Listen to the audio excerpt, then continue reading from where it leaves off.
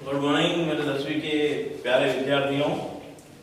जैसा कि हमने 10वीं का जो प्रथम फर्स्ट लेसन है सोशल साइंस का उसकी स्टडी हम कर रहे हैं और उसी के क्रम में आज समुद्रगुप्त की बात हमने इससे पहले वाले लेसन में की थी। जो बचा हुआ समुद्रगुप्त से संबंधित जो बची हुई चीजें हैं उसका अध्ययन हम आज करेंगे। पहले आप एक बार इसका स्क्रीनशॉट ले लीजिए ताकि आपको नोट्स बनाने में सुविधा रहेगी और आपको यहाँ से देख के लगभग वो मैटर पूरा कंटेंट पूरा तैयार हो जाएगा जहां आपको एग्जाम में लिखने में उसके लिए उससे सुविधा प्राप्त होगी। बात कर रहे थे हम समुद्रगुप्त की प्रयाग प्रशस्ति में 33 पंक्तियां हैं, ये बात हो चुकी थी। हरिसेन ने लिखी है, ये बात हो चुकी थी। उसके अलावा जो उसने विजय प्राप्त की थी उसका उल्लेख प्रयाग प्रशस्ति में है, ये बात हमारी हो चुकी थी। फिर भी देखिए एक बार प्रयाग प्रशस्ति के लेखक हरिसेन है। हरिसेन जो उसके महासंधि विग्रह थे और महासंधि विग्रह का अर्थ जो था उस समय मैंने कहा था आपको विदेश मंत्री के हिसाब से, और उसके विजयों का उल्लेख जो है वो प्रयाग प्रशस्ति में है। प्रयाग प्रशस्ति के अनुसार समुद्रगुप्त ने अपने जीवन में लगभग 100 युद्ध लड़े हैं और इसीलिए 100 युद्धों का विजेता उसे कहा जाता है।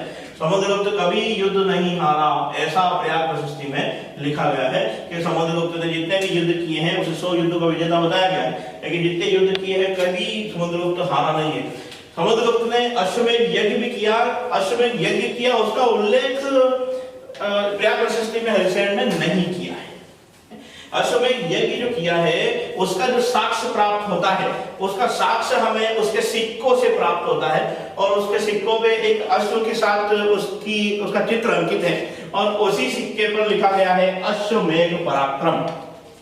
क्वेश्चन आज अश्वमेध पराक्रम नामक सिक्का किसका है? तो समुद्रगुप्त का है। समुद्रगुप्त ने अश्वमेध यज्ञ भी किया था और अश्वमेध यज्ञ का उल्लेख उस सिक्के पे अंकित है। प्रयाग प्रशस्ति में हरिसेन जो है उस अश्वमेध यज्ञ का उल्लेख नहीं करता है और प्रयाग प्रशस्ति में केवल उसकी विजयों का उल्लेख है जो हमने बात की थी कि 33 पंक्तियां अलग अलग और उसने अपने विजयों को जो बांटा था वो 5 भागों में बांटा था। वो उसका अध्ययन हम इससे पहले वाले वीडियो में कर चुके हैं।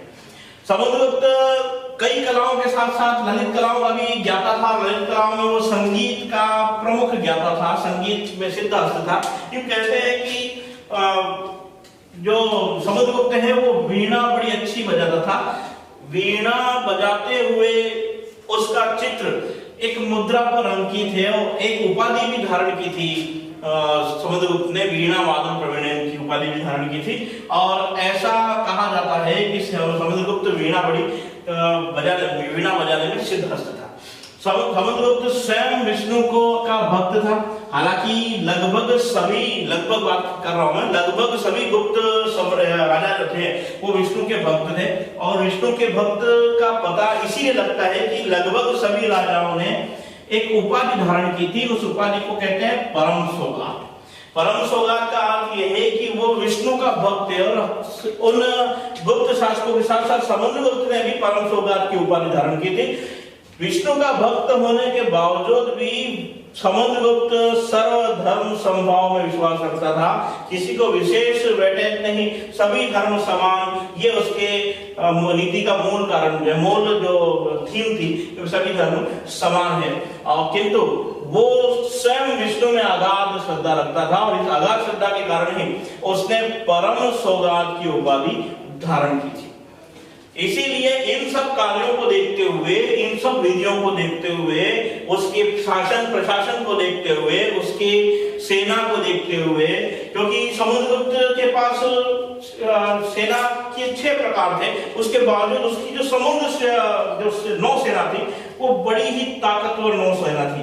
इन सभी को, उसकी नीतियों को, उसकी विधियों को, उसके कार्यों को, उसकी कलाओं को, उसके वीणा वादन में प्रवीण होने को आदि सभी को देखते हुए पाश्चात्य इतिहासकार जो है, पाश्चात्य विद्वान है विल्सेंट स्मिथ उसकी तुलना करते हैं कि कहते हैं कि समुद्रगुप्त भारत का नेपोलियन है।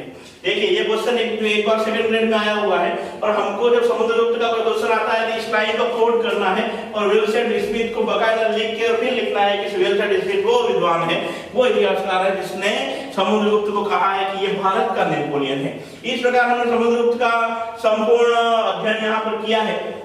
समुद्रगुप्त की प्रयाग प्रशस्ति की बात किए, हरिसेन की बात किए, समुद्रगुप्त की विधियों की बात किए, उसकी उपाधियों की बात किए, उसके वीणा बजाने में निपुण होने की बात किए, उसके अश्वमेध यज्ञ की बात की है और उसकी नौसेना की बात की आदि, उसकी मुद्राओं की बात की। इस प्रकार से उसके विष्णु का भक्त होने की बात की है, विष्णु में अगाध श्रद्धा की बात की है। इन सब बातों को आपको समुद्रगुप्त में याद रखना है। अंत में कोटेशन जो विल्सन स्मिथ का है वो ये है कि समुद्रगुप्त भारत का नेपोलियन है, इसको हमको याद रखना है।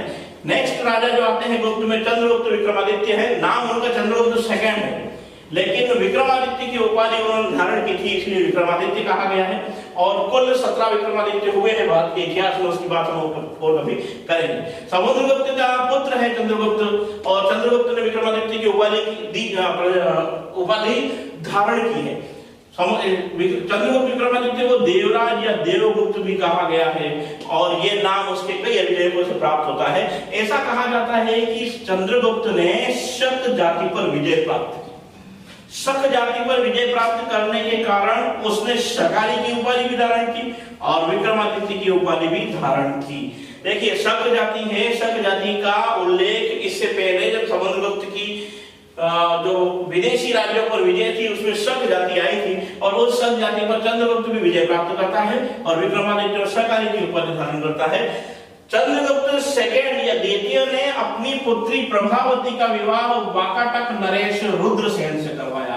महत्वपूर्ण है, रुद्रसेन की मृत्यु हो जाती है, तो रुद्रसेन की मृत्यु के बाद प्रभावती ने अपने पुत्र को उस गद्दे पर बिठाया, खुद उसकी संरक्षिता बनी और उसने वहां का राज्य संभाला। तो प्रभावती जो है वो चंद्रगुप्त की पुत्री है। चंद्रगुप्त की पुत्री का विवाह होता है रुद्रसेन से। रुद्रसेन वाकाटक नरेश है, और रुद्रसेन की मृत्यु के बाद प्रभावती स्वयं राज्य संभालती है। चंद्रगुप्त विक्रमादित्य जो चंद्रगुप्त सेकंड है उसने सर्वाधिक चांदी के सिक्के चलाए। सबसे पहले जो चांदी के सिक्के गुप्त में वो चंद्रगुप्त प्रथम ने चलाए थे। पहले तक ये जानकारी थी कि सेकंड ने चलाए, लेकिन अभी हाल ही में चंद्रगुप्त प्रथम के सिक्के भी प्राप्त हुए हैं। किंतु सर्वाधिक चांदी के सिक्के जो चलाए थे वो चंद्रगुप्त सेकंड ने चलाए थे, और चंद्रगुप्त सेकंड ही वो व्यक्ति है जिसने उज्जैन को अपनी राजधानी बनाया, उज्जैन को अपनी दूसरी राजधानी बनाया। ठीक है, इसके बाद बात करते हैं हम दूसरे राजाओं की, और वो बात करेंगे हम नेक्स्ट वीडियो। ओके।